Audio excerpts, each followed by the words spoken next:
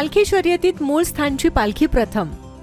विट्यात लाखो भाविकांच्या उपस्थितीत पार पडलाय ऐतिहासिक पालखी शर्यत सोहळा। रेवणसिद्धच्या नावानं चांगभल्याच्या गजरानं दुमदुमले सुवर्णनगरी।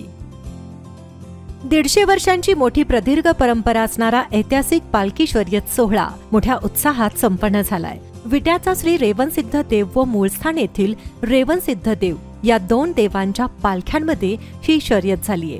मूळस्थानच्या पालखीनं निर्णायक क्षणी आघाडी घेत पालखी शर्यत जिंकले। या सोहळ्याचे साक्षीदार होण्यासाठी देशभरातून लाखो भाविक विट्यात उपस्थित होते।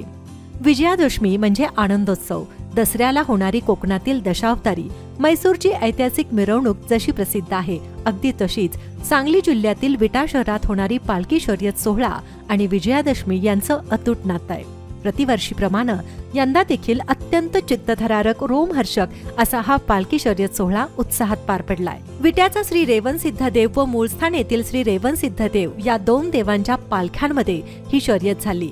मूळस्थान व विटा येथील दोन्ही पालख्यांची सायंकाळी 5 वाजण्याच्या सुमारास मारुती व विठ्ठल मंदिरासमोर आरती झाली। त्यानंतर काळेश्वर मंदिरासमोर दोन्ही पालख्या आल्या।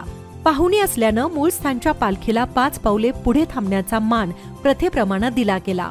दोन्ही पालख्यांची काळेश्वर मंदिरासमोर पुन्हा एकदा आरती झाल्यानंतर शर्यत सोहळ्यास सुरुवात झाली। आरती झाल्यानंतर विट्याची पालखी व मूळस्थानची पालखी पळवण्यासाठी खांदेकरी कसोशीनं प्रयत्न करत होते। सुरुवातीपासूनच मूळस्थानची पालखी पुढे होती तर विट्याची पालखी पाठीमागे, त्यामुळं दोन्ही पालख्यांमध्ये बरंच अंतर होतं। त्यानंतर खानापूर नाक्यापर्यंत आघाडी घेत मूळस्थानची पालखी पोहोचली। शिलंगण मैदानाच्या वळणावर विट्यातील युवकांनी मूळस्थानची पालखी रोखून धरण्याचा प्रयत्न केला, मात्र निर्णायक क्षणी मूळस्थानच्या पालखीनं आघाडी घेत शिलंगण मैदानात प्रथम पोहोचत शर्यतीत बाजी मारली। यावेळी भाविकांनी केलेल्या श्री रेवणसिद्धच्या नावानं चांगभल्याच्या गजरानं सुवर्णनगरी अक्षरशः दुमदुमून गेली। या पालखी शर्यत सोहळ्याचे साक्षीदार होण्यासाठी देशभरातून लाखो भाविक उपस्थित होते। शिलंगण मैदानात आपट्यांच्या पानांचं पूजन करून सीमोल्लंघनाचा कार्यक्रम पार पडलाय। नागरिकांनी एकमेकांना सोनं देत दसऱ्याच्या शुभेच्छा दिलेत।